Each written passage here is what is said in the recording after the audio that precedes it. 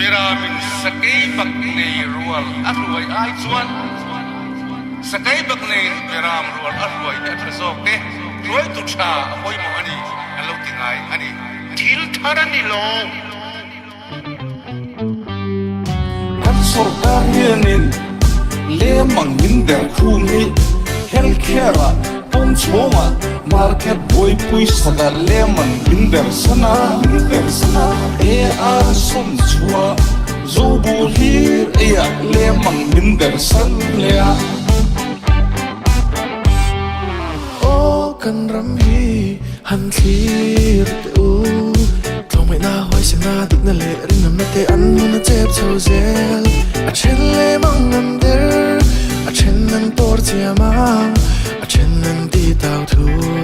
a chen nan bang thu ting hi kan nom dan hi in nen fia angu a tai ma hianin chalai te nge kan du Ramasona in tau del na ho u i chang rua lang u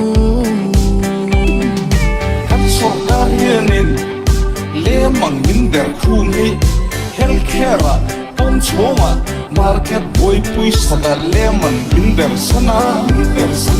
e ar som chua zobu hir ya lemang hinder san lea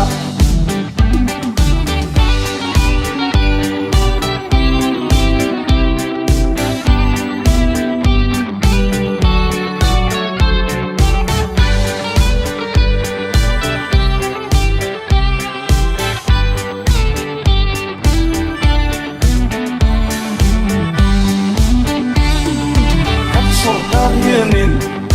lemang hinder khumi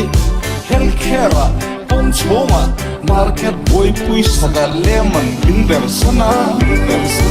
e ar som chua zobu hir ya lemang hinder san lea ole kan ngen na tele kan request ang te ti lo tlinga ka faklo thelo ni sitting is adjourned.